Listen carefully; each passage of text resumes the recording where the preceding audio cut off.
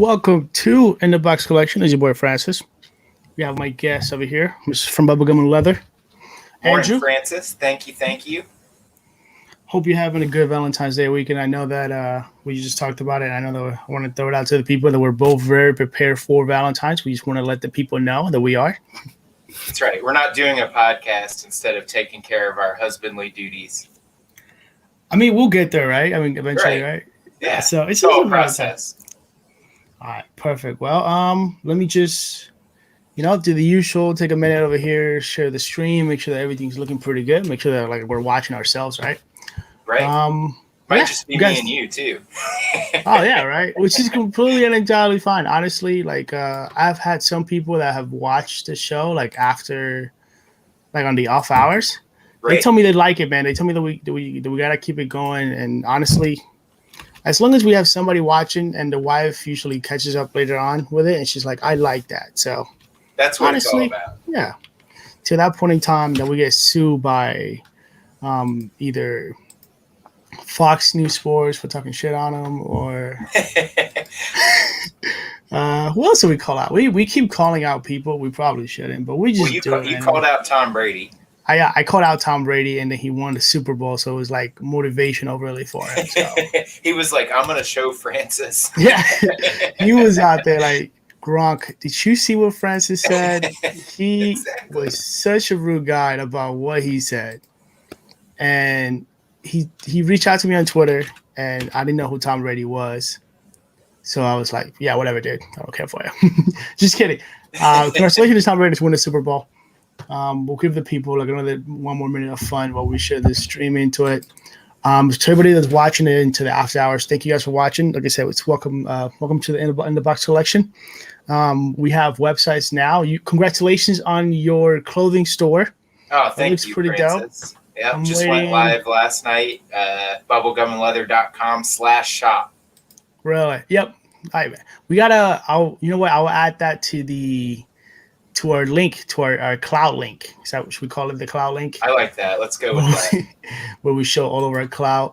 And all right, so I'm posting it to the chat so that way everybody can hop in on it. Now, something about the clothes, Francis. They look a lot better on people like you than they do on people like me. So hey, man, but it's your store, so you're going to be making the money from it. So it works out. I'll look good and you'll get paid. So it's definitely a win-win for everybody. Yeah, there's definitely a win-win for everybody. So yeah, man, pretty exciting stuff. I could try to work out a link, see if I can put you on my site as well. So when we could start getting traffic and things like that, should be good to go. But hey, man, we're both here. We're down to our couple of 4 minutes of promotion, self-promotion, and relaxation, kind of ease the tension out. And we got some very fun topics for the people. We'll start out at the 4 minute mark. We got 20 seconds. Anything you want to say for 20 seconds? Should be fun, exciting. Give people 20 more seconds to hop into it. Oh, like you said, we have a whole bunch of good stuff to go over. I'm excited. We're going to go ham on some people. I hope some people are on notice. Oh, sounds good. All right, man. Let's not waste any time. Let's go ham. Let's get it started. The first topic of the day that we have going on for us today on Sunday, Valentine's Day. Happy birthday to all the Sunlight people. We got to show some love to the Utah Jazz. We got to show some love, but at the same time, we got to keep it realistic because, we're talking sports, which means that we want to try to make sure we're not too biased, but just biased enough, right? Right. The Utah Jazz, they are 22-5, 7-game winning streak, 9-10, 9-1 in the last 10, and the only loss was to the Nuggets. I called it a matchup problem for them because Joe Cake is, in theory, better, more well-rounded than Mr. Rudy Gobert. And they were on an 11-game winning streak. And now they are 7. What do you think about the Utah Jazz? Are they contenders, pretenders, regular season Cinderellas? Well, it's interesting. When I saw you put them on the topic list, I was not aware that they were 22-5. So I had to go back and kind of look and see. They've won 18 out of their last 19 games. So that's impressive. They beat the Heat last night, who were really playing well up until that point. But I have 2 things for any of the Jazz fans, just as a word of caution. Your coach is Quinn Snyder, so we'll just be careful there. And then secondly, we have a history now of them being a really good regular season team and then not getting it done in the playoffs. So this wouldn't be the first time that they've looked really good in the regular season. Mitchell's playing great. Gobert's being an anchor. They have Royce O'Neal playing well now. Yeah, I mean, he's in the starting lineup. He's kicking ass, right? Yeah, and so no disrespect, but I want to see it in the playoffs because they've done this before. What do you think? I think we're kind of on the same path of it. I do believe they should be taken seriously.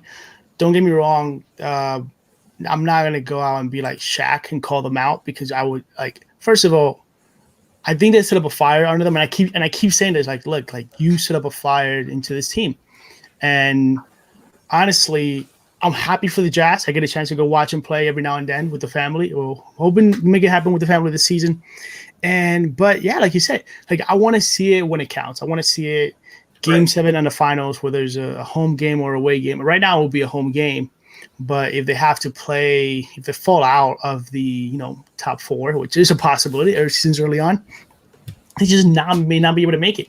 Also, their rotation is pretty suspect. Don't get me wrong. Like they have Jordan Clarkson and the return of Derek Favors, but at the same time, outside of those two, who can you count in the long run? Like you can't. I mean, you're right. The bench is a little weak. They probably have a trade they need to make. And the other thing is, outside of Mitchell, who can get any shot at any time, but outside of him, who's going to go get that bucket? Is it going to be Bojan? Like what? I think they need a second option on offense.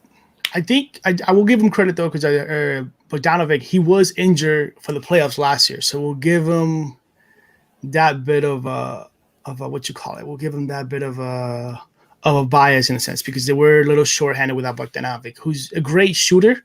I don't really like his game, but I feel like he's a shooter. Shooters will shoot. Either he's hot, he's on. It's one of those things. It's like 50-50 on it, right? I'm 50-50 Bogdanovic, but I'm happy that he's back. But at the same time, like Mike Conley, it's still in and out. I just feel like this team has a lot. It's very suspect. I'm happy they're doing good because I want to see like the closest team to my home team do good. But at the same time, I think they're a regular season Cinderella.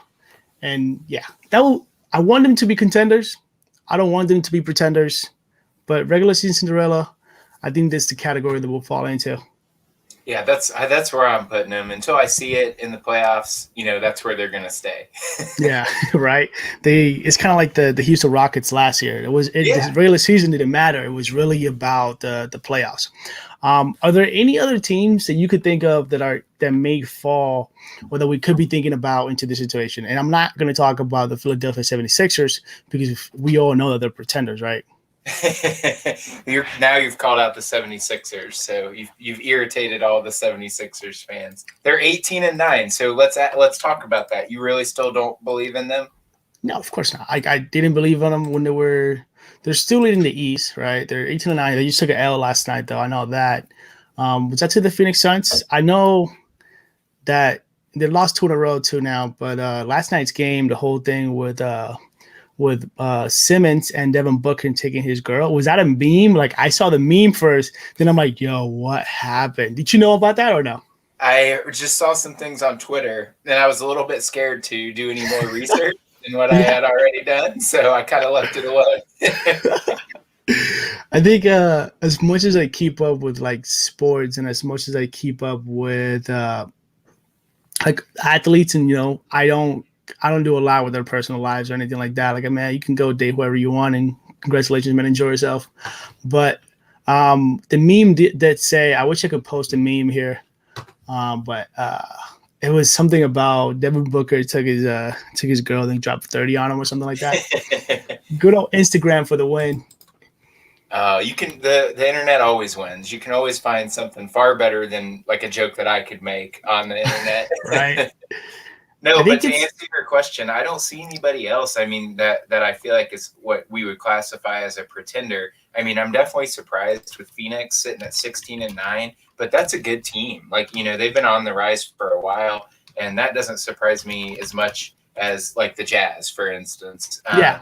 And on top of that, I think just quickly on the flip side, when we look at teams that are just kind of coasting the regular season, I think you look at the Lakers. Warriors and the Lakers both. You know, the Warriors, they're sitting in the 8th seed, but they know that they could win 5 in a row, and if they really wanted to, and push hard because Curry's been unbelievable this year. But as far as regular season pretenders, I really don't see anyone else besides the ones we've mentioned. The Jazz, the Sixers are your pretender. I'm still on the fence. I just don't believe. I'm sorry, I just don't believe in them. I just don't believe. No, that's okay. And then the Suns. Those are kind of our weird teams, I think. Yeah, I completely agree with you.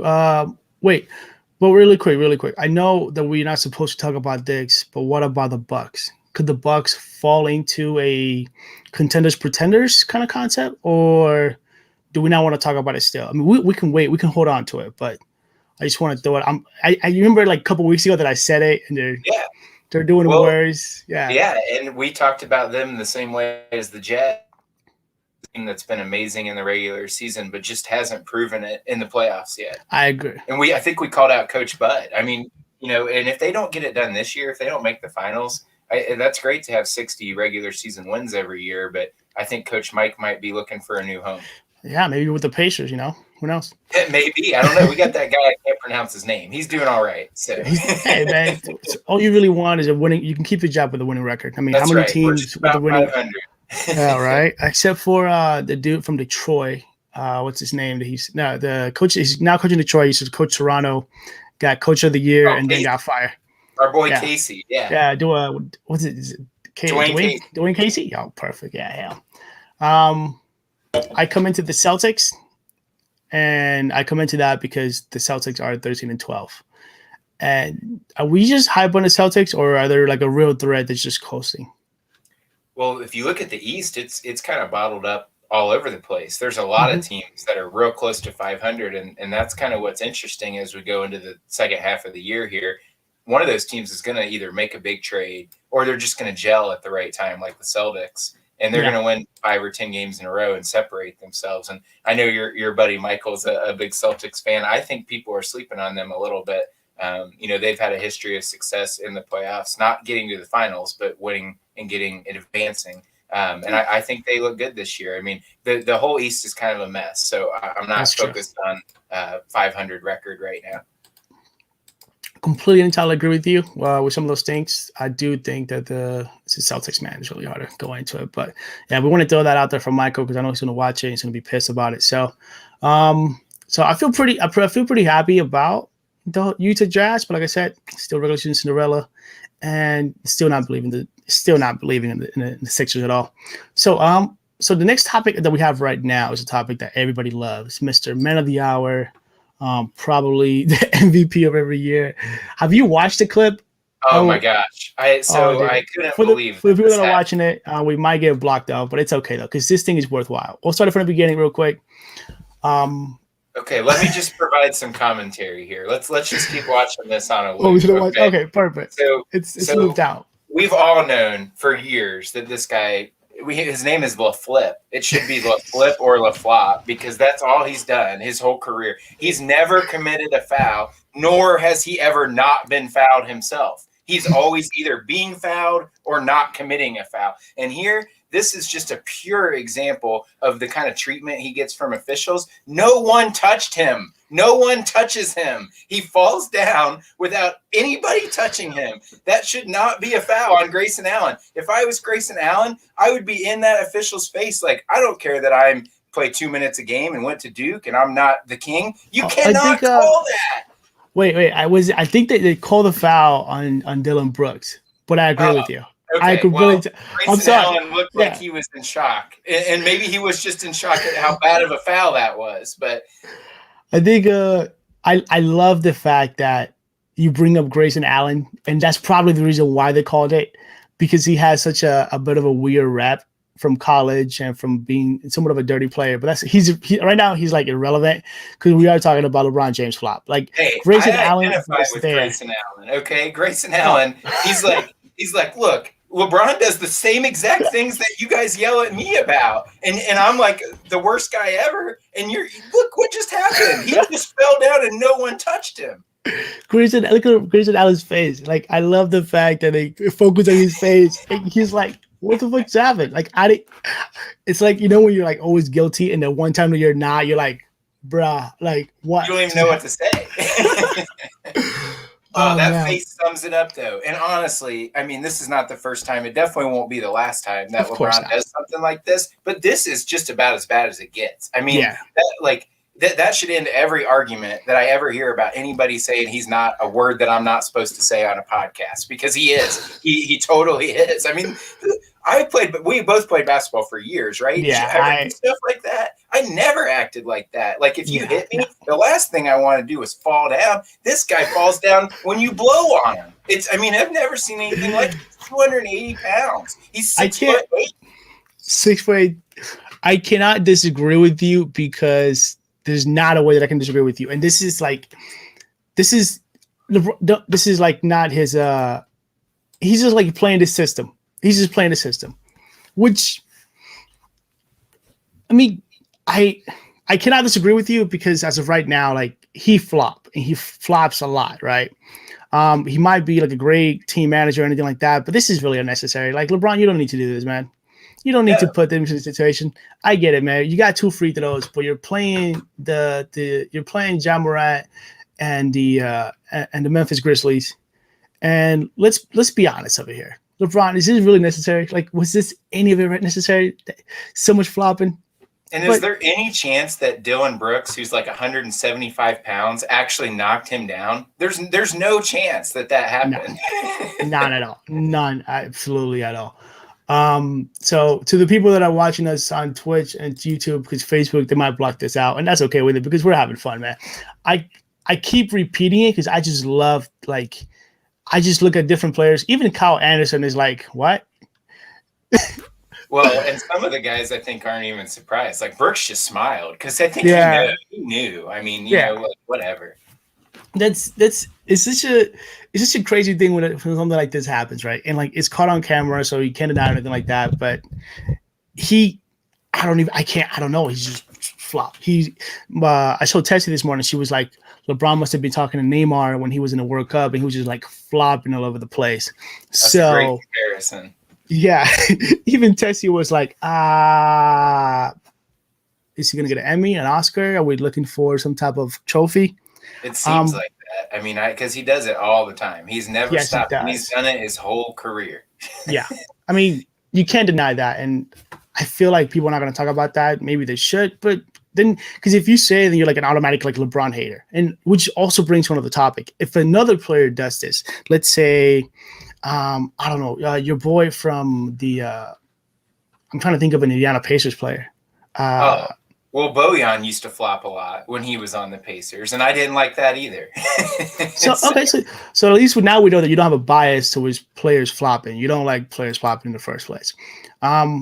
Let's say a player. Well, I'm gonna look at the Pacers roster. Some guy that actually, you know what? Let's throw Domantas Sabonis out, because I believe he's having a great season, not getting enough love for it. But what happens if a guy like Domantas Sabonis does a flop like this? Do they call the foul? Does anything happen?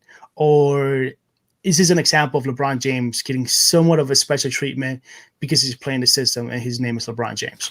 I think it's a little bit of both, because I watched a lot of Pacers games. Sabonis is a little bit of a flopper. It's kind of that European style, you kind of like Jokic has it too, where they're just a little herky jerky. And I get it. He's down there banging in the post, but to answer your question, as far as does he get special treatment? I mean, I think that when we look back at the history of the NBA, there's always like 3 or 4 guys that get special treatment in different eras. So right now you've got the LeBron James. I think Harden gets it a lot, on his little 3-point kind of things that he moves to the side. He gets those kind of calls. But back in the day, it was Michael Jordan, it was Larry Bird, Magic Johnson. They got those kind of calls. And, I think that's always just part of being one of the best 3 or 4 players. You get that benefit of the doubt.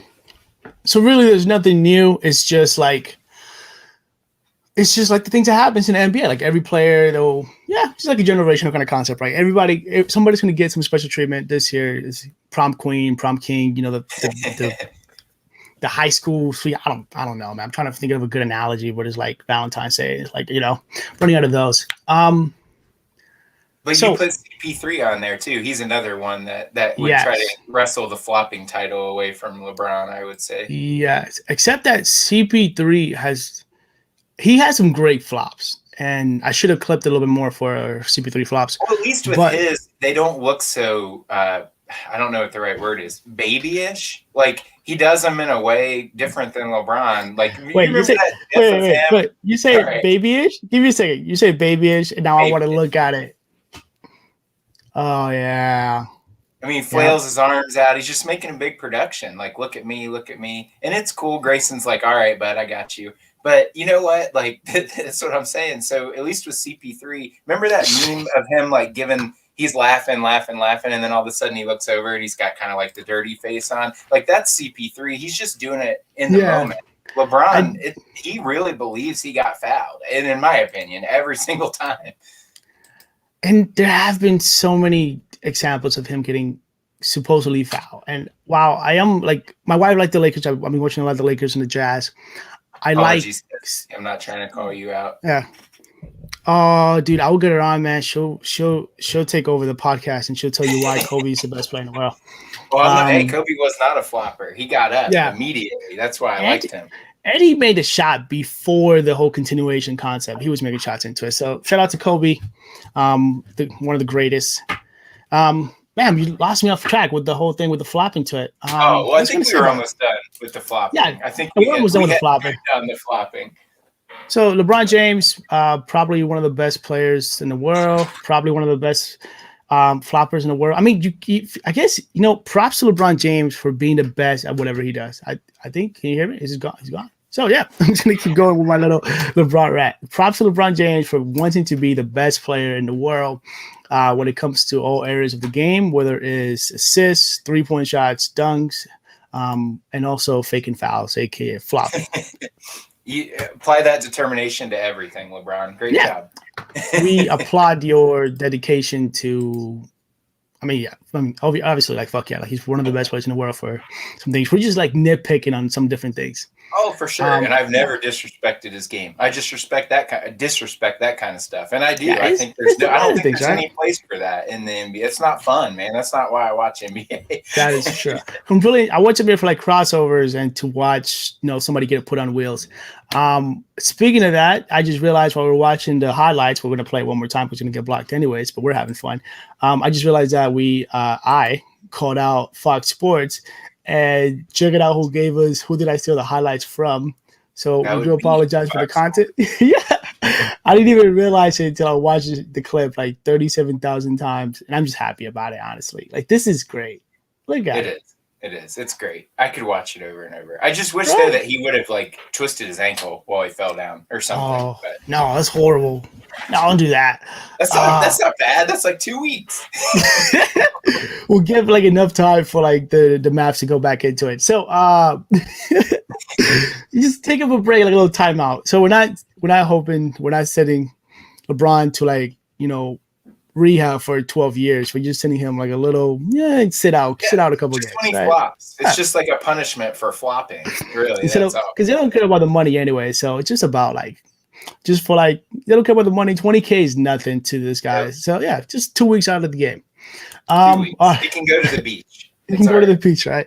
So speaking of the beach, great transition topic. We're going to talk about something different, something a little bit relating to the beach. The Miami Heat, the Dallas Mavericks are both climbing in the standings.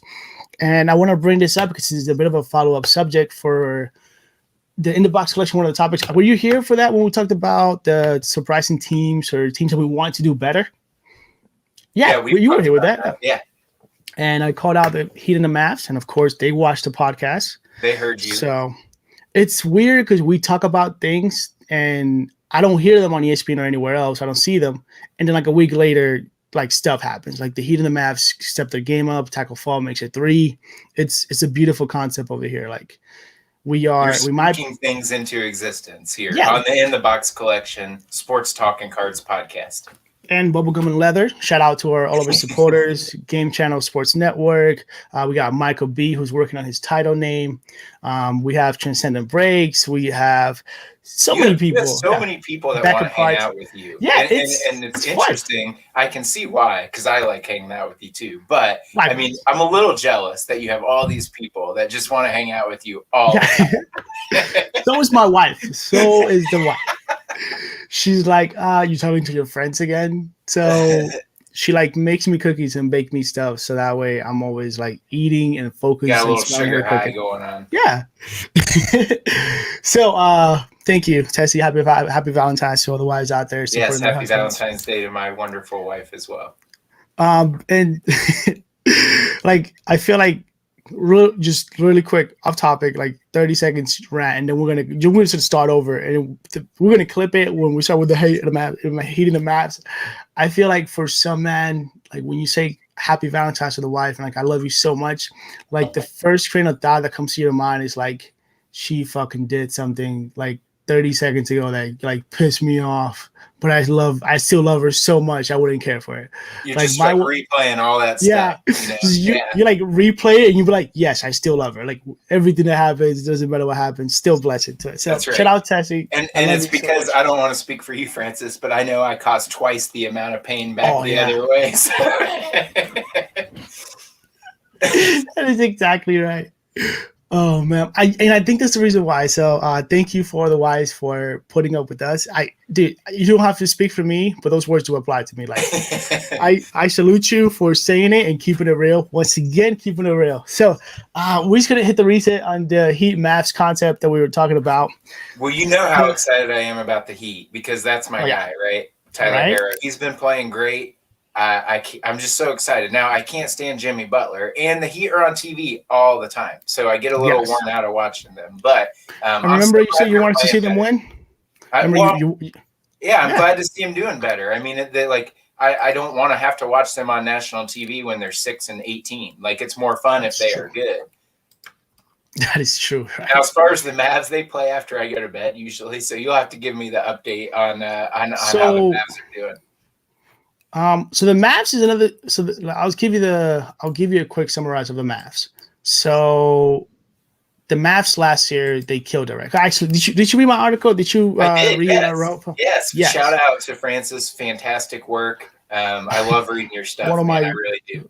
One of my 12 things that I do for it on the 12 days of Christmas. Francis wrote an article. Okay, so one of the teams that I like is the fact is.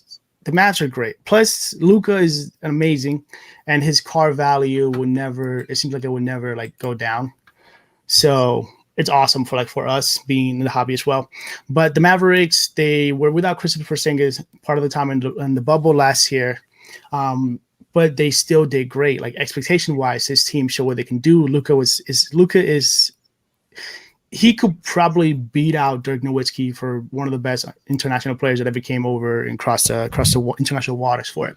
So Luka itself is great, and the Mavericks have a solid team built around him. Like they didn't waste any time building around him. They brought in Porzingis. Porzingis has been injured, but he's back now. That was easing him in. But this team has been losing. Like they'll win a couple games and they lose like 3 or 4. But you don't hear about them because all you hear about is the fact that Luka got a triple-double in the first half. Or you hear about Luka. Every team, though, don't you think, Francis? Not to cut you off. Isn't it a superstar league, though? Don't you always just hear about the superstars?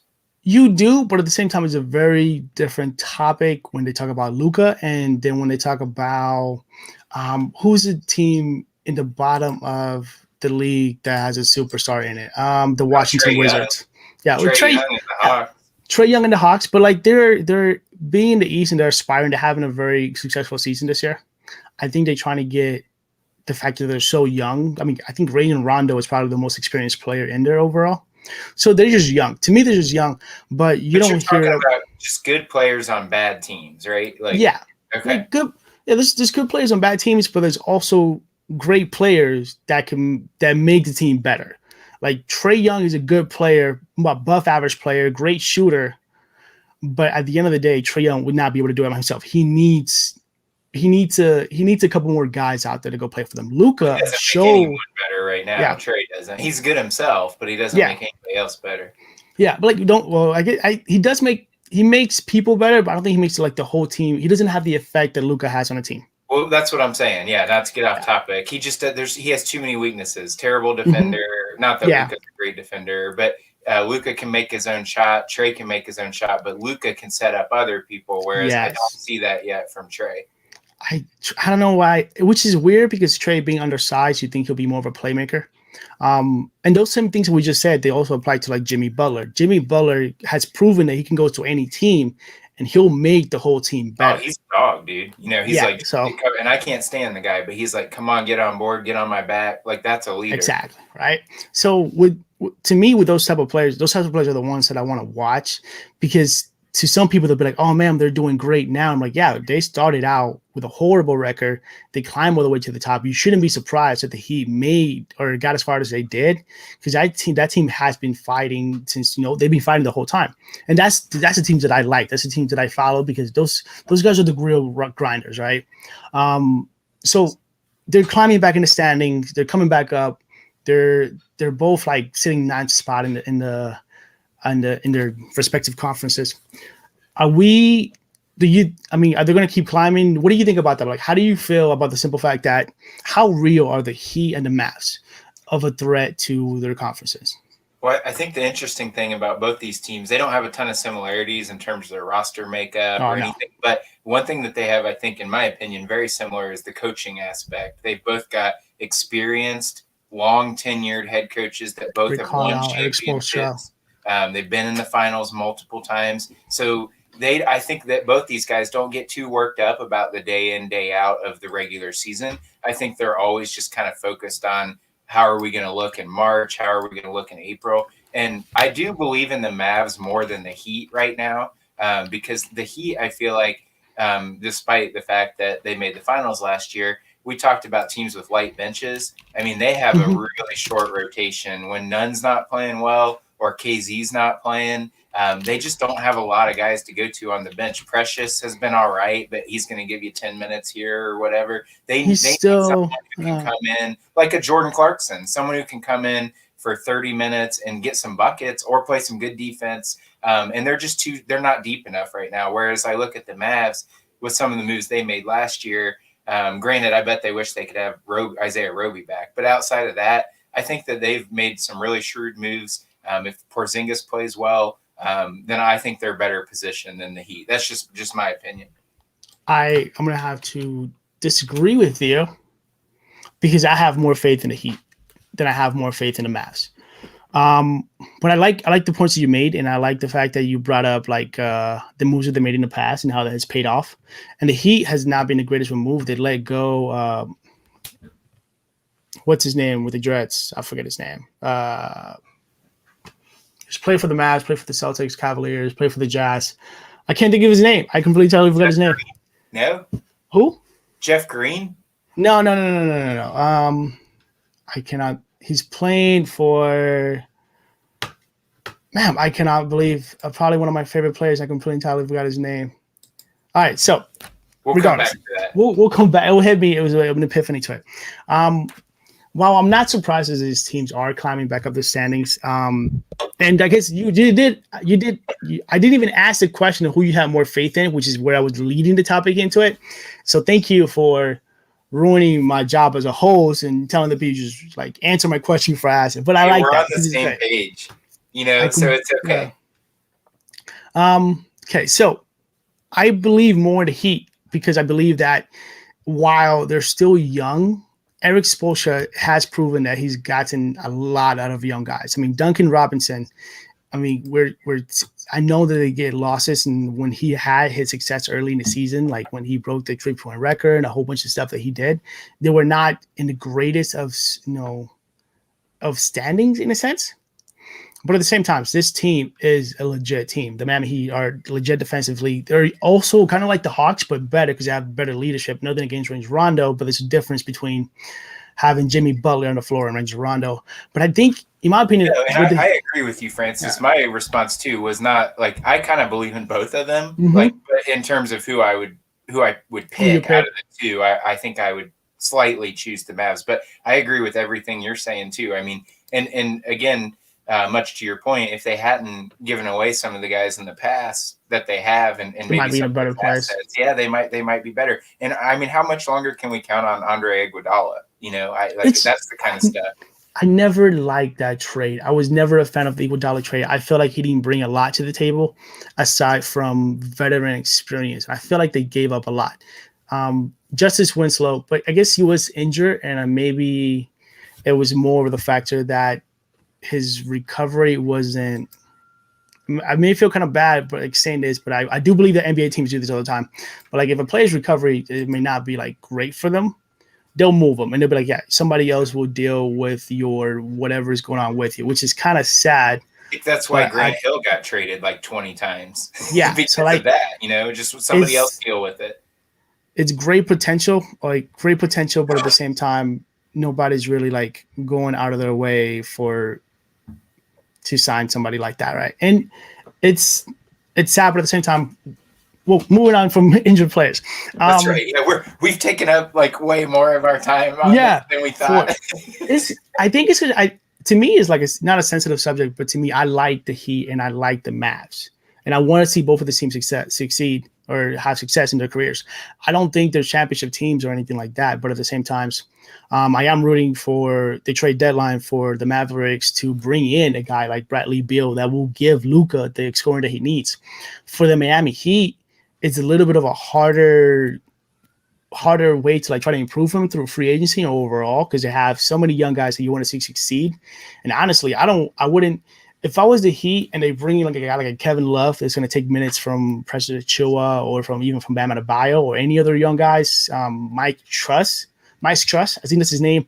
That dude is like the second coming of Klay Thompson. So there's a lot of highlights to this guy, and I would hate to like ruin them by bringing some guy from free agency like they did bringing in Andre Iguodala. So, right. No, I agree. And there's other, like, as we get closer to the trade deadline, I'm sure this is something that we'll talk about on the In the Box Collection podcast. But there's going to be guys available. They'll have opportunities to make a move. All these teams that we're talking about will. Mm-hmm. So I'm happy about them. So in the long-term run, I'm taking the Heat. You're taking the Mavs. We'll try to leave it out for the people. When it comes to the Heat and the Mavs, we'll ask a question for the people. If you guys are watching it, drop a comment later on, and I'll also clip this. So when it comes to the Heat and the Mavs, climbing the standings on how far or who will get the farthest into the NBA season, I am taking the Heat, and you are taking? I'm taking the Mavs, with a caveat that I still like the Heat too. With a little some like some little caveat into. All right, guys. We got to throw a little pepper on top there. Right. And this is In the Box Selection. And for the clipping part of it, make sure you guys just drop what you got. Are you guys team In the Box or team Bubblegum for this topic? Come on, Luka. I believe in you. Right? All right, I'll take Jimmy, though. So speaking of NBA, continuing to the NBA topic, our final NBA topic of the day will be the NBA Rookies Report. LaMelo topping quickly. Obi! Right? So your boy Obi, unfortunately, Mitchell Robinson did get injured. Your boy Obi last night had like 16 points, if I'm not wrong. Or was it last night or the last time that you played? Last game out. I can't remember if it was last night. But yeah, he is going to take advantage of this opportunity that Mitchell Robinson's injury has given him. And he was getting some minutes before, but I don't want to step on your topic. So go ahead. No. That is my topic. My topic is for us to get you hype up on the Obi topping. And I feel like nobody's talking about Emmanuel quickly. And like I feel like the Knicks, the inner Knicks fan on me is like, why are we not talking about the Knicks? I feel like the Knicks are my 7th and 8th team after Miami climbs to the top. I do believe that there's a possibility in a perfect team scenario we'll have like all my teams will make the playoffs. So right, the Knicks. So also as far as kind of when we're looking at quickly and topping, excuse me. I mean, I'm sure the Knicks fans are just through the moon because they've had so many terrible draft picks. My son was asking me some questions last night about why have the Knicks been bad for so long? And I was like, well, let's pull up their recent draft picks because this will write the story. So I'm just so happy for them that they finally have two guys that at least look like they're not going to be busts. I mean, I'm not saying Obi's going to be a superstar. I'm a big believer, and I'm obviously represent Dayton. You can see in my background here. Go right. But I'm not saying he's going to be like the All-NBA first team, but that guy will go out there. He'll play his butt off. He's athletic as heck. Quickly has shown already that he can come in, make shots, play his role, not be too all over the place, play within the system. And I just think that for a team like the Knicks that has had years and years of bad draft picks, what a cool story, right? If both those guys end up good. And then as far as LaMelo, I'll let you talk about that because you've watched him a lot more than me, but man, I'm impressed. When it comes to LaMelo, by the way, before we go into LaMelo real quick, for the Knicks, shout out to Tom Thibodeau. Once again, my biggest thanks and applause to to something though, because in my opinion, this guy was turning the Knicks around. So thank you guys for the Knicks for it. So the NBA's rookie report, yes, we definitely want to talk about LaMelo because I don't think if you guys like, you don't watch the Hornets a lot. So LaMelo is finally, has a legit starting role, which he should have had from day one, but they eased him into it for whatever reason. The Charlotte Hornets are in a playoff spot. Don't get me wrong. I do see here that Terry Rozier just dropped like 40 points on him. But at the same time, we're not talking about Terry Rozier having this type of effect on the Hornets as a team. Truthfully, it is LaMelo Ball, right? So now we have LaMelo Ball with the starting role. Did he just take over the Rookie of the Year? I pulled 2 LaMelo Ball's rookie cards from NBA Hoops, send them to PSA and keep them for the next 10 years. Are we looking at probably the best rookie in this class and probably one of the best players in the upcoming years? Or is this just hype and playful? He's pretty image. He does some silly things, but can it be a little bit of both? Do you think? Yeah. I mean, I think he's going to be really, really good. But the caution here, I think, is like when we look at guys like that are kind of long arms, great floor vision, but kind of shoot a low percentage. There's been a lot of those guys come through the league. The one that jumps out immediately, and I'm not trying to put the hex on LaMelo, but like every time I watch him, you know who I think of? Who? Tyreek Evans. Oh, that is true. From Sacramento Kings. Yeah. An awesome rookie year. He was scoring 18 points a game, dishing out assists, looking like, like you're saying, like a guy that can be around forever and a big game changer. And he had a similar game to LaMelo, in my opinion, and he just never could put it all together. But then you look on the flip side, the other guy that I see when I watch LaMelo is, we talked about him earlier, like a better version of like an Andre Iguodala or a 3-and-D wing guy who's just athletic as heck, but his passing is way, way better than like an Andre Iguodala. But other parts of his game, he can knock down shots, he can make his own shot, he can get to the hoop, he can create for others. So he's got a lot of those skills that teams look for. But my caution would be, the league hasn't had a chance to figure him out yet. So let's see how he does the second half of the year when he starts playing teams that have more tape on him and some stuff like that. All right, so there you go, LaMelo. So it looks like teams are going to looks like teams, they're going to step it up for you. So yeah, I think I'm excited will be ready for him now, don't you? Like he's not an unknown anymore. I think so. I was looking at his shooting percentages. He's shooting 44.2 for the season, 35.3 from the 3-point line. And yeah, it's completely entirely amazing. Like his stats are really out there in a sense. And I think you're right. I think once team starts like adjusting and prepping for him, things will differ. But at the same time, you have to enjoy the hype, and I'm sure the Hornets are for real. Oh, it's fun, yeah. And it's fun. As a Michael Jordan fan, I mean, you see my hat, my shirt, like I'm loving it, man. I'm so happy they're good. I love seeing the little Jordan symbol on their jerseys. I'm like, yeah, that's so cool. Imagine if the Charlotte Hornets were actually sponsored by like Uber or something like that instead of like Jordan. That'd be awful. Jordan wouldn't stand for it. He'd be in there banging on the table like, we're getting Airbnb out of here. We're putting the Jordan symbol on. That is hilarious. And that's all I have for the NBA Rookies report. When it comes down to it, rookies are overlooked, and I don't want to look over them, but I don't want to tell people, or I don't want to like dwell too deep into the rookies topic, because then we end up talking about Tyrese Halliburton for like an hour, and not a lot of people know who Tyrese Halliburton is and where he plays. So it's just one of those things for it. So we can definitely move on to the next topic for it. And I know that I asked you offline. I asked you if you watched the Cowboys hype video. Did you get a chance to watch it? Well, I now intentionally didn't because you told me we were going to talk about it. Yeah. So, yeah, I intentionally wanted to be surprised. Oh, that's good.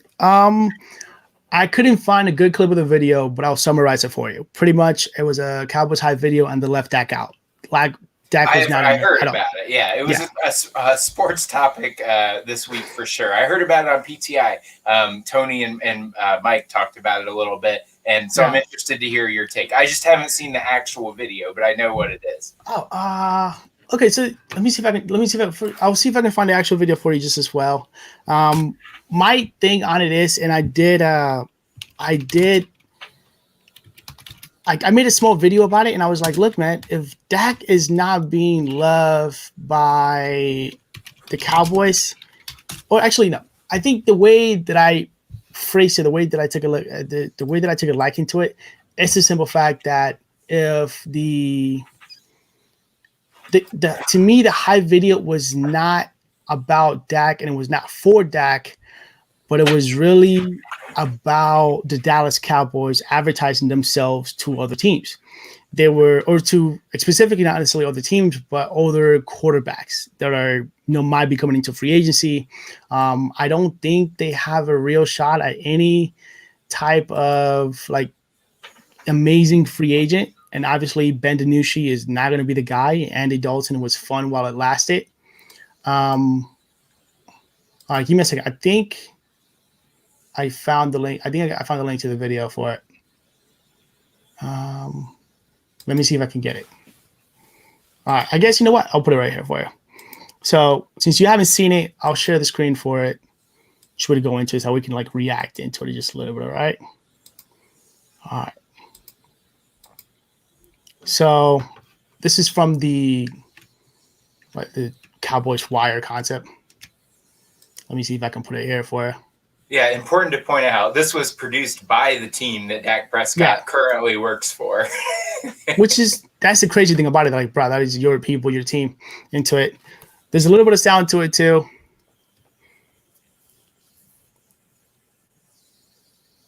We got some old school Emmitt Smith. Yeah.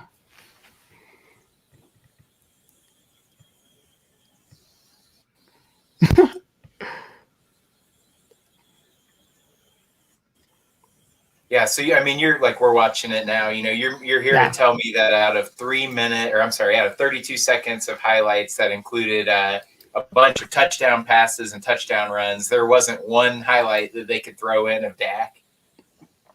That is exactly what we're saying right now.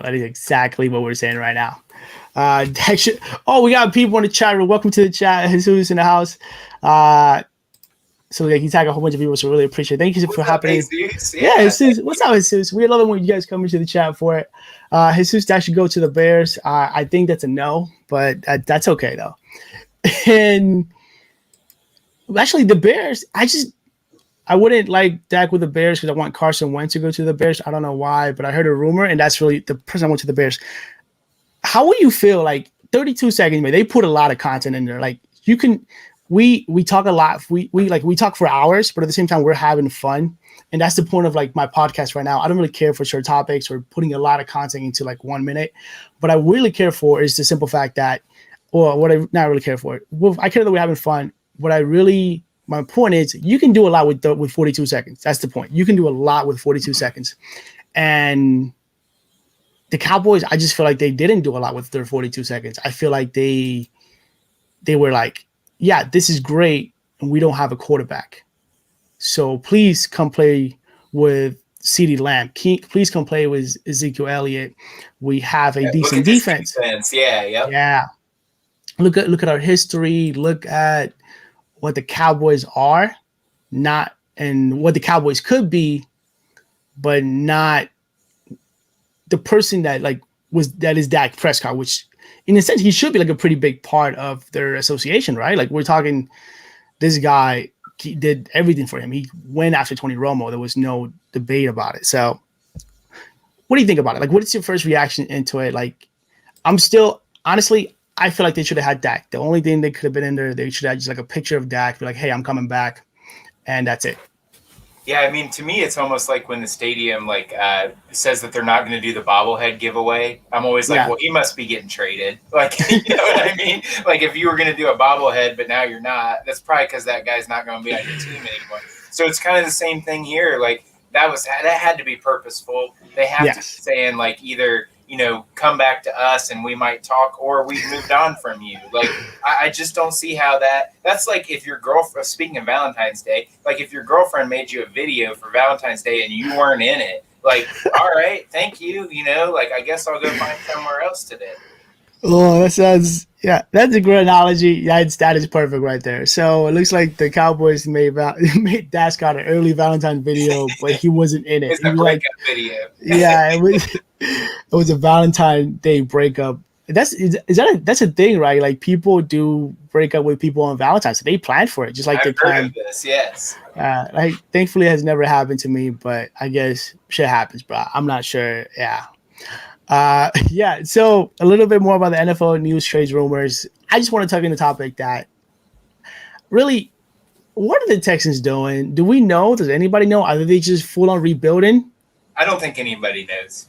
Okay, so no Deshaun Watson, no JJ Watt, no DeAndre Hopkins. No DeAndre Hopkins. Oh yeah, I hope that that copy machine really worked out for them. So we just don't know anything on what's going on with them. Like, we don't know anything that's going to happen with the Texans. Are we just going to ignore that they're burning everything down over there? Are we just going to? It seems to me there's a fire burning and nobody really cares for it. Well, I mean, I think the other thing too is we're in the dead period of the NFL right now. There's not a lot to talk about until we get kind of into draft time and free agency time.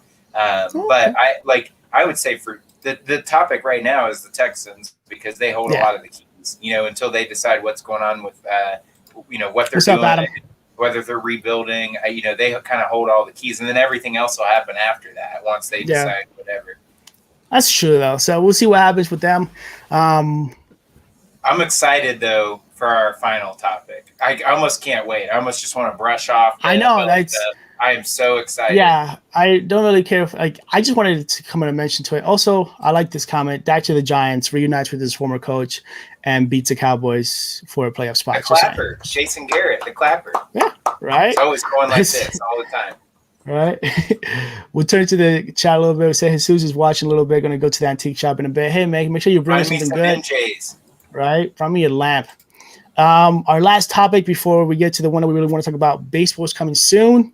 How excited are we about baseball? I am excited about baseball for lots of reasons. Number one, we collect baseball cards. Yes. And right now, they're kind of hard to move. I'm excited that baseball is coming back for that reason. I got my submission to GMA for a couple of Luis Roberts and like a couple more baseball players. So yeah, always fun. So I'll do a video on that. I know you're a Yankees fan, so yes. you're probably excited every year. I'm a Reds fan. I was excited last year because we made a bunch of moves. Now we lost Trevor Bauer. I'm really sad about that. He was a Cy Young winner. But he's a clown. Yeah. Well, he is a clown too, for sure. No, I'm not sad about that part. but he was a great pitcher. Really good for the Reds. I thought we were going to be a lot better last year than we ended up being. But as far as like coming soon, man, I can't wait to find out like who the top rookies are. Have you bought any of the top Series 1 baseball yet? Not. I have a blaster. I haven't opened. I'm waiting. I don't know what to do with it just yet. Jesus is ready for baseball though. Give it to Tessie for Valentine's Day, maybe. We might be doing the NBA hoops one. But we want to do it. We want to do it on video. We want to do it like a little nice video thing. We're trying to figure out the best way to go about it. To be honest, I'm excited about baseball, but at the same time, I'm not, because my Yankees have not made any great moves. Like, I don't think I love the Yankees, and I hate the fact that they haven't made any moves. Okay, I'll have Blaster, don't know what to do. Hey, man, wait for baseball. They'll sell in baseball. I just feel like I'm excited about baseball overall, but I'm worried about the Yankees. The simple fact that I don't even know where we're doing, man. James Paxton is gone. Our contract talks have been iffy. Garrett Cole is there. Yeah, he is, but it's one pitcher. And Luis Severino is still in the question marks. Domingo Germán, I'm not really much of a fan of him. So I don't know how I'm going to feel like watching him play, which is a bit – Domingo Germán's a complicated case. He was like somewhat of a no-name, had a really bad season, had a comeback year, and then did something shitty, which we all do shitty things. But it's just like it's a little out there for it. If you guys don't know about the Miguel Herman topic, don't even worry about it. You know what I'm saying. But I'm excited about baseball. I'm not excited to see how the Yankees go, but then I'm going to be hype about the simple fact that I know somebody said with the Yankees are going to hap it up. I do have faith in Miguel and Duhart. That's what I want to say about the Yankees. We don't even have to talk baseball anymore. Let's go on to the topic that we really want to talk about. All right, guys. So, welcome to our beloved segment. It's called Week in the Hobby, in which we talk about our weeks in the hobby. It is Valentine's Day, so we wanted to provide this a bit of a Valentine's special. My name is Francis. This is InTheBox Collection, and we have Bubblegum and Leather, the main man, Andrew, and we've been talking about this for like 2 weeks of things. We wanted to do this, and it just ended on the perfect day. We want to talk about the things about the hobby that we love and that we hate. Mostly that we hate, but it's Valentine's Day, so a little bit into it. This is a good segue. Yes. So Jesus said, he's been sad for a couple weeks. So this is my number one hate of all things related to the hobby. I'll tie it to a love at the end, but here's my hate. So all we do anymore is go on these Facebook Lives and watch people open cards and join breaks and spend our money. And then what I see constantly, because I don't keep track of what I buy, I don't have a spreadsheet. So, I keep track of what I sell. That's my job as the seller, right? Yeah, right. My QuickBooks accounts for like everything that sells, not buys. Yeah. I need a better logging system. But so here's my thing. My number one beef with the hobby right now is all you guys out there who are doing rip and ship lives, you're doing live breaks. You take care of your customers, okay? If you want to send them tracking, to help them know when it's going to be there, send them pictures of the cards. We do that stuff all the time, Francis. Like, we get done with the break, somebody says, hey, man, thanks for that Luca. Let me get a picture of that Luca, so that they know it's coming, so that they can maybe find someone that they know that wants to buy it. It's all part of how we do it. It's like the circle of life, the hobby. Yes. But when somebody doesn't want to send you tracking or doesn't want to send you pictures of your cards, that's a red flag. That means that person is actually doing something shady. Now, that's my one point of advice for a week in the hobby, but my love is very, very similar to it. Very similar to it. What I love is that when this kind of stuff happens, if somebody does miss out on something, we have such a community, and Francis, you're a part of that. A lot of the guys in the chat here, Adam and Jesus and Michael, we were talking about earlier, we have such an awesome community that can come together and help these kind of folks. So what I wanted to do for my love was make an announcement that as of this morning, I have secured and purchased a Jesus version of the Justin Herbert Starlight card. It's coming your way, buddy. I wanted to make it. It's taken me forever to find one at a price that I was willing to pay. Speaking of things I hate about the hobby, people on eBay are mean.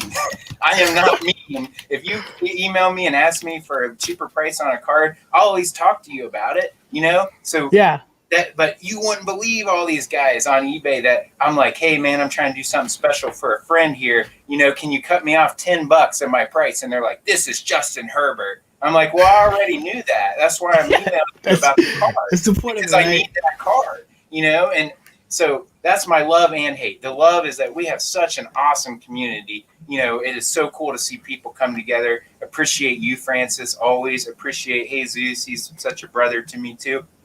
All you guys, man. Dude, I appreciate that. You know what's crazy?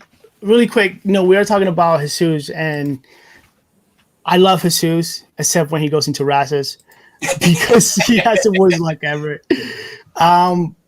I didn't buy. I sold Jesus those boxes, right? And I was gonna mail it to them, but he was like, "Yo, yeah, do it for Rip and Ship." So Rocky Monster Sports Cars, shout out Rocky Monster Sports Cars with Alex and Ryan. And then when they opened it, and I saw that, and I'm like, "Holy shit!" Because Jesus thought it was a break. First of all, Jesus didn't even know that it was the boxes were his in the first place. So I'm chatting with him, and I was so happy for him, that he got that car. Because it was like a good day. It was like a good feeling day. And you're exactly right. That is one of the things that I do love about the hobby. I'm mind blown because that is an amazing thing to do as a friend, somebody that you know, because I'm pretty sure you and Jesus don't live in the same state, right? We Like, don't. You guys, and I also you guys, want to yeah. shout out Adam too, because Adam reached out to me and said he wanted to help me make this happen. So I wasn't trying to take credit. I was complaining about all the jerks I've had to deal with on eBay. I was trying to do this. But I'll be honest, I was thinking about it, but I have had like a lot of things going on, so I haven't had time to like sit down and be able to get through my checklist. But that was one of the things that was on my mind. I'm like, man, I wish that if I had like everything straightened out, like like there's a couple of things that happened to like here in the last recent weeks for me, and I felt so bad, and I wanted to do something nice for Jesus, man. But that is awesome, man. Jesus, I'm happy that you're a part of the community. I'm happy. Thank you, Andrew, on behalf of the community, because not everybody will go out and do some shit like that. Like, I was thinking about it. I didn't do it. So I would take no credit whatsoever. Shout out to you. Shout out to Adam for being people that just like, aside from business, aside from our sales, like I say, it is, when it comes to the hobby, this is the circle of life, right? I buy so much. I don't even know how much I buy. I only keep track of how much I sell to make sure that, one, I'm either breaking even, and two, I'm making sure that I'm able to pay my mortgages, right? So 100%, yeah, man. Right. So I have another one though, and because I know we're running out of time, and I don't want to take them all. So the other one is I'm putting Panini on notice. Okay, I am so tired of opening pack after pack after pack of surface flawed cards. Like Francis, you got one in our hoops break, super slick Luka Doncic. I mean, it is nice, but it had a tiny, tiny, tiny little print mark on it. And that just drives me nuts. Like, do you even have quality control? We're paying for these cards. Like, what are you paying people for? Do you not pay a guy to go in and like look at, like, all you have to do is stand there. There's probably like a conveyor belt of cards as they're coming across. You probably just have to move your head down and look at them as they're coming across and make sure that there's not any scratches or dings or nicks or whatever. And they can't even do that. That is it is. So I did some research and I spoke to people about the whole Panini process to get a card like replaced, to send it back to me or something like that. So that way, first of all, I don't waste my money. Second of all, you don't waste your money, because you were the one that you bought the blasters and the packs into it. And I did some research on it, and from what it sounds like, not to call out Panini, but to call out Panini on one of the parts that we do hate, it's the simple fact that, dude, you're processing like if somebody has a car and they want to get it replaced, it seems like I'm trying to show off the car, but because of the lighting, it's a tiny nick. It's not even that bad, but it would probably prevent it from getting a 10. It's probably going to be a 9 now. Or like, honestly, I'll tell you what I'm going to do with it. There's that little dent for it. It's next to the mat. It's really small. Like, you can barely even see it. But when you send that to PSA, they're going to put it under the magnifying glass. They see it. They're going to put it in the magnifying glass and get into it. So when it comes to Panini, I heard the process to get a car, it's kind of like the redemption cards. It's amazing. It's an amazing thing to get, but at the same time, it's hard to fix. So I can only imagine how bad would it be if I'm like, hey, man, can you just send me like a brand new Luka? So I'm not going to deal with that problem, and I'm going to be like, fuck it, I'm sending this bitch to GMA and see what GMA says. And then I'm going to sell it on eBay as a slapped GMA 3 damaged Luka Doncic in like 10 years, because we all love damaged cards. Right. We have enough of them. Yeah, right. Jesus says he reported a card last year and just now got response and threw a package away, and so it lost. Yeah, it's you're absolutely right, and I love the fact this is exactly what I wanted to hear from you. And from what it sounds like, you've been thinking about it like 2 weeks, and completely and entirely right when it comes to the hobby, to the hate for it with Panini. To address the simple fact that what you said to begin with at the very beginning regarding the breaks, and regarding not so much of being like, I guess, would it be considered customer service? Because we do run a business. Like, I let all my customers know what the tracking is, the car. I don't ever have a problem with it. I agree with you there. And honestly, when I first began buying cards, I did a lot of buying, and it was one of the things that if I didn't get anything about a car, I would ask y'all would like assume that I got scammed by some dude, right? There was this one break that I got into it, and it took like a month and a half to get to my house, right? And this was before Christmas, like way before. So unlike you, because you might call somebody out, but me, I would just quietly just like walk out of their group or to their room and never buy from them again. And I don't feel bad in a sense because I know that every person that have bought from me, they get their stuff. Like, no, and I agree with you. And I've seen people handle it that way too, Francis. Yeah. And I mean, everyone kind of can do, like, in no way, shape, or form is this meant to be a service announcement to try to get people to handle it the same way that I would. But what I see and what I hear, because like I feel like, you know, people like me and you, Francis, where when we have a platform, you know, like a podcast or something where we can talk, people kind of rely on us to almost be like the card ambassadors. You know what I mean? Like, which is kind of what we want it to be, right? A hobby. Yeah. So I guess, you know, my thing is like, you're right. I mean, there's probably been 10 or 20 times I bought something and not got it. And I've probably not said anything. But one thing that, you know, when I hear about it and it seems like it's coming up and it's not just one instance, you know, it's like, oh man, you know, I bought this and it came down. Piles up. Yeah, but you know, a couple of weeks before that, it was a totally different situation where someone reached out and said, "Hey, man, you know, I got this card from a breaker and it had a little white nick on it." And I'm like, "Hey, here's my perspective on that, man." I was like, I open a lot of cards, and sometimes that's how it comes out of the pack from Panini. Yeah. There's nothing I can do about that. Yeah, there's nothing you can do about it. Yeah. Yeah, I can provide you the resources to tell you, like you said, Francis, how do I replace this? Do I even want to mess with it? Yeah. All that kind of stuff. But what I'm saying is, for me, like when you buy into one of my breaks, I'm going to give you your tracking. I'm going to tell you when it's shipping. I'm going to send you pictures of your cards if you want. I'm not just going to do that. You're doing your part of it. You're doing everything that you can to make sure that, you know, as you're running a legit business, you want to make sure that it's not just your product is great. You're also making sure that your service is also great into it. Right. So yeah, and I know you do that too, Francis. Because I get invoices from you when I buy stuff. It's timely. It's great for me because I need it for taxes. So all that kind of stuff we're talking about, man, that's important. It's extremely important. Like, by the way, I feel really bad for. I know people that have been getting scammed into it and having come to different things, but that is also one of the reasons why we are trying to create this community. So that way, you know, yes, there's a ton of big groups. There's big groups doing a lot of things, but at the same time, I want to make sure that if anybody comes into the hobby or into the business itself after me, I want to make sure that I'm creating a brand and a product that is trustworthy into it. That's the reason why I send invoices. That's the reason why I reach out to people. I'm pretty transparent when it comes to it. If you ask me for a picture, I'm like, yeah, man, it might take me a couple hours because, you know, we all have our lives and things like this. But I agree with you, man. It's definitely a part of the overall hobby that could be improved. Like, I do agree with that, yes. And again, like, you know, I totally can see both sides, Francis, because like when we took, and this all became hate of the hobby, right? We didn't do a whole lot of love. Well, I think usually the point is for us to like, we love the hobby, but it's like we love Valentine's, but we hate buying chocolates and flowers, right? Right, yeah, and we're just trying to make it better, and that's what we're talking about, I think, here. And much to your point, Francis, like we're like me and you, we're not here to say that everyone does that. But this is my public service announcement that if you're going to try to make money doing this, then you should be prepared to be a good customer service person. I mean, because you're going to be reaching out to people and talking to people. And that goes for whether you're, you know, Tim Smith sitting in your house or if you're a business. I mean, if you're going to take people's money, then we have, as a community, we have to make sure that, you know, people are getting what they thought that they were buying and that the cards are in good condition. Because that's a whole nother thing is shipping and how people ship. So it's like, you know, we can come up, like me and you, Francis, we can come up with like some brand standards. Like, this is what you should do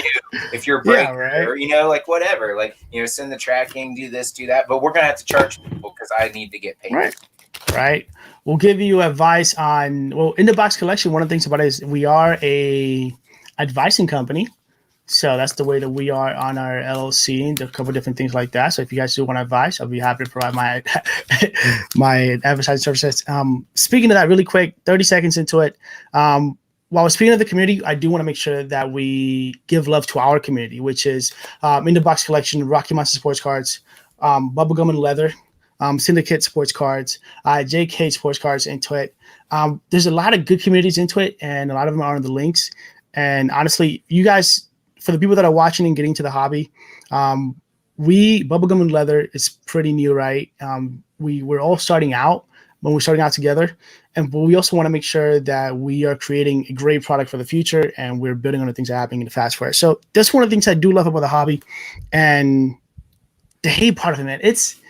I agree with you. I don't know how you guys have people conversations on Twitter, on eBay. I've had like 2 conversations. Some guy bought a Pokemon card. I'm like, hey man, are you okay? Are you still interested? Just want to make sure that way I'm not wasting your time and you're not wasting my time. Because time is of the essence, right? So I think in the eBay we could do a whole nother show, because eBay I get a whole different thing of, hey, sorry, I was drunk at 2 a.m. and I accidentally bought your $3 Kevin Garnett card and I don't have any money to pay for it. And I'm like, $3. I have no idea how I wouldn't even know what to say to that. But like, dude, I usually buy a lot of things when I'm drunk, but like not like that, baby. Yeah. Well, the few times that I've done that, I'm like, you know what? I just got to sell it again myself. I got to live with it. Right. I buy if I am drinking, I'll probably get into a lot of breaks. Yeah, so that's usually my thing too. Yeah, or I go down the Michael Jordan rabbit hole on eBay, and I'm like, that one looks nice. I don't have that one yet. Just start clicking hobby boxes. Yeah, that's how I ended up with the MLB Chronicles hobby box. It was awesome though. Yeah, man, it's for the people that are joining into the hobby. It's a beautiful thing. Ignore some of the find a community that you trust.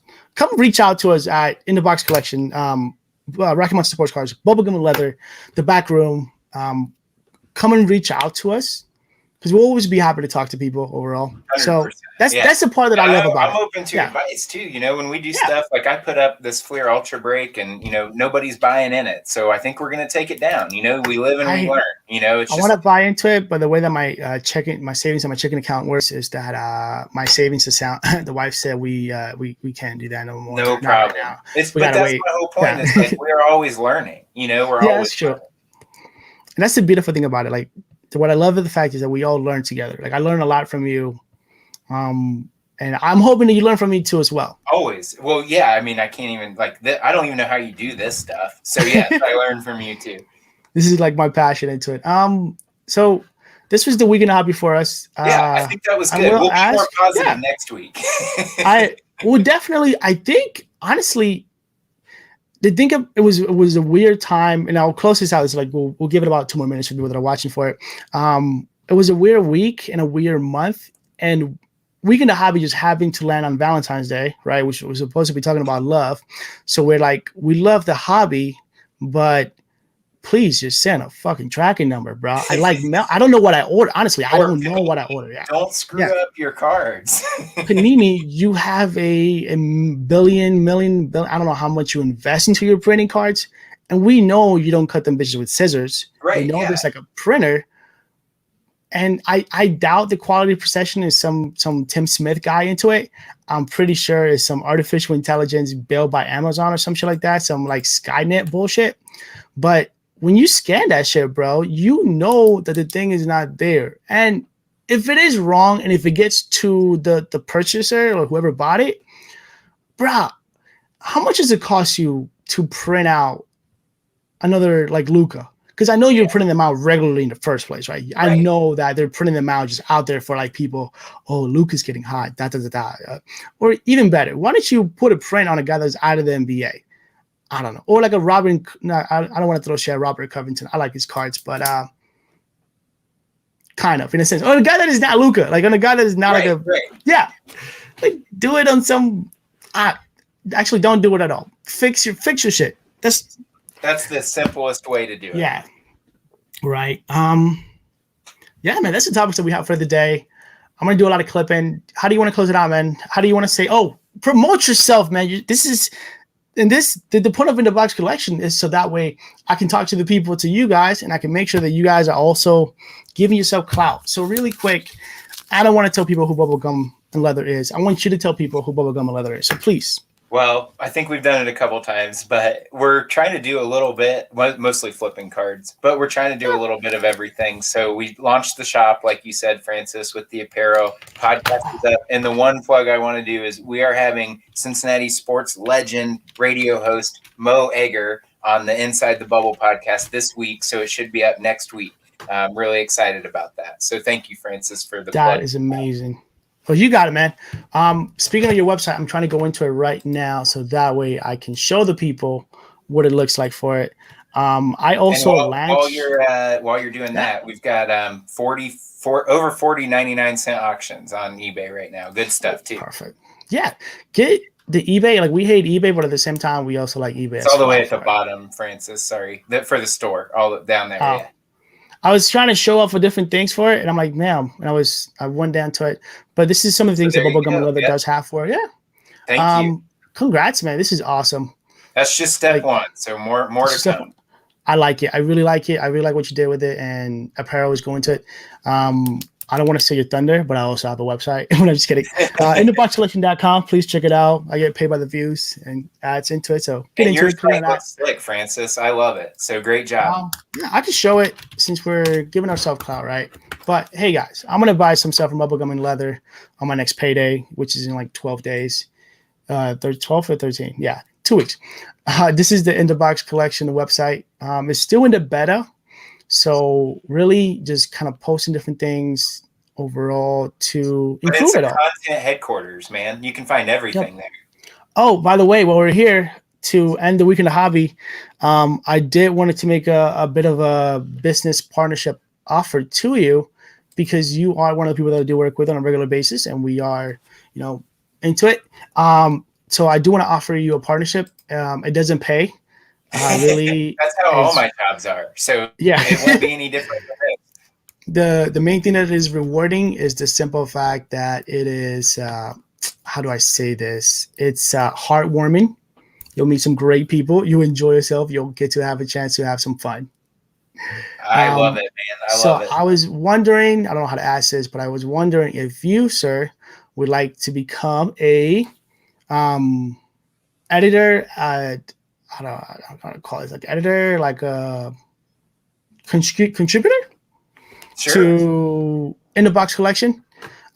Really, pretty much the point of it is that we'll have fun. We'll share your stuff on InTheBox collection. And like I said, all of your Spotify and everything is right here for you. But it's just a way for whenever you do something within the box collection, it goes to you, man. That's what we want it to people because I want to spread the love and I want to make sure we all eat. So yeah, would you like to take on my partnership on Valentine's Day? Yes. We're gonna okay. I will be your Valentine. Thank you, and thank you, Andrew, for this awkwardly being my Valentine, my partnership Valentine Don't today. let Bessie get mad, okay? It's all good. She'll probably be happy about it, and yeah, so. All right. Well, this has been fun, man. Thank you. It's over now, guys. We'll catch everyone next time, though. There's going to be more, right? This isn't the last one. I'm going to end the broadcast for the people. We'll say our goodbyes. And to everybody that's watching, this is InTheBox Collection. I'm your host, Francis. Andrew, Bubblegum and Leather. Check him out. Spotify, eBay. This has been our Week in the Hobby concept that we do. And yeah, we're just having fun. Having fun, always. It's always fun, Francis. Thank you so much. Happy Valentine's Day. And the broadcast is going to be ending right now for the people. Deuces.